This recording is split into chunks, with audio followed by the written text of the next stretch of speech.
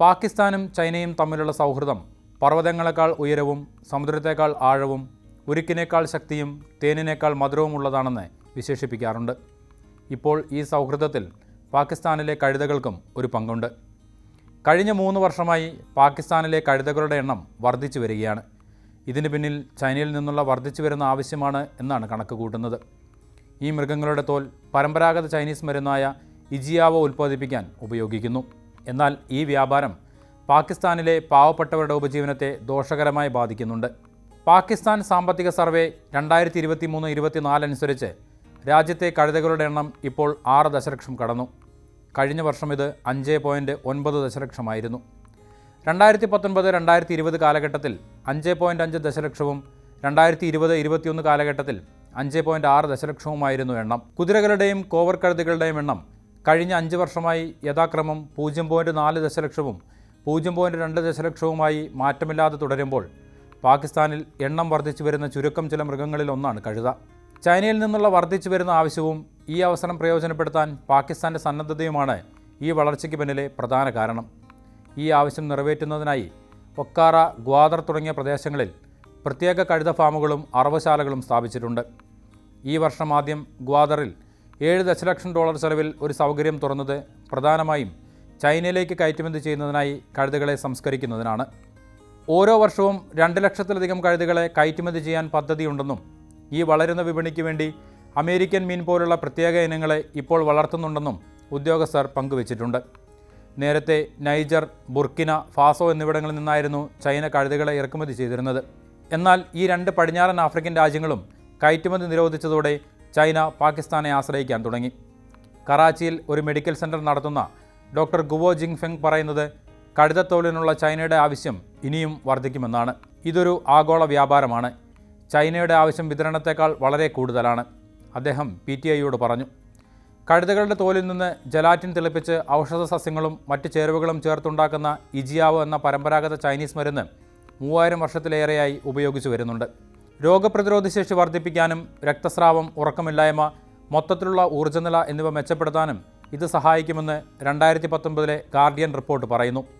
ഇജിയാവോ വ്യവസായം നിലനിർത്താൻ ഏകദേശം 5.9 ദശലക്ഷം കഴുതത്തോലുകൾ ആവശ്യമാണ്.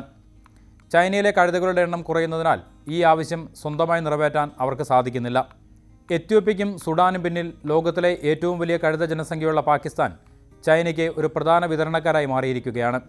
കഴുത വ്യാപാരികൾ പറയുന്നത് വാങ്ങുന്നവർക്ക് തോലിനോടുള്ള ആവേശം കാരണം ദുർബലരും രോഗികളുമായ മൃഗങ്ങളെപ്പോലും വാങ്ങുന്നുണ്ടെന്നാണ്. PTI റിപ്പോർട്ട് ചെയ്ത ഒരു സംഭവത്തിൽ വാങ്ങുന്നവരുടെ ഒരു സംഘം 14 അനാരോഗ്യമുള്ള കഴുതകൾക്ക് ഓരോന്നിനും 40,000 രൂപ വീതം തോലിനു വേണ്ടി മാത്രം നൽകിയെന്നാണ്.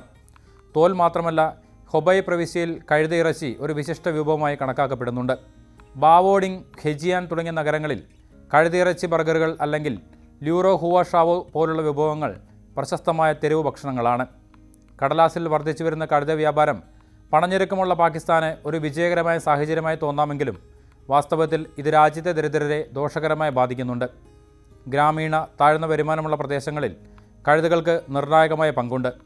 അവ വെള്ളം ചുമക്കുകയും ഇഷ്ടികകൾ എത്തിക്കുകയും വണ്ടികൾ വലിക്കുകയും യന്ത്രങ്ങൾക്ക് സാധിക്കാത്ത മറ്റ് കഠിനാധ്വാനങ്ങൾ ചെയ്യുകയും ചെയ്യുന്നു. 2019 ഇക്വിൻ ചാരിറ്റി ബ്രൂക്ക് നടത്തിയ പഠനമനുസരിച്ച് ഒരു കഴുത പ്രതിദിനം 1000 കിലോഗ്രാം പുനരുപയോഗിക്കാൻ കഴിയാത്ത മാലിന്യങ്ങളും 100 കിലോഗ്രാം പുനരുപയോഗിക്കാൻ കഴിയുന്ന മാലിന്യങ്ങളും വഹിക്കുന്നുണ്ട്.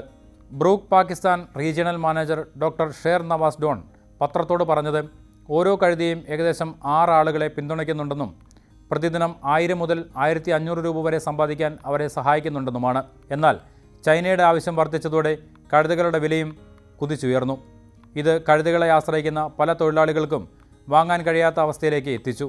കഴിഞ്ഞയാഴ്ച അബ്ദുൾ റഷീദ് എന്നയാൾക്ക് തൻ്റെ ഏക വരുമാന മാർഗമായ കഴുത ടൈഗർ ഒരു അപകടത്തിൽ മരിച്ചതോടെ വലിയ പ്രതിസന്ധിയായി.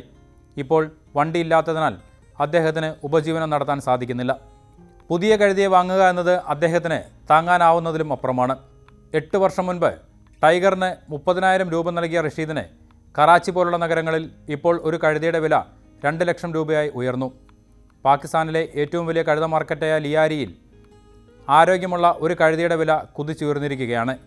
ഏറ്റവും വില കുറഞ്ഞ കഴുതയ്ക്ക് 1.55 ലക്ഷം രൂപയാണെന്ന് റഷീദ് പറയുന്നു. എനിക്ക് എങ്ങനെ ഇത് താങ്ങാനാകും? എങ്ങനെയെങ്കിലും ഒരെണ്ണം വാങ്ങിയാൽ തന്നെ എൻ്റെ നിക്ഷേപം തിരിച്ചു പിടിക്കുന്നതിന് മുൻപ് അത് ചത്താലോ? അദ്ദേഹം ചോദിച്ചു.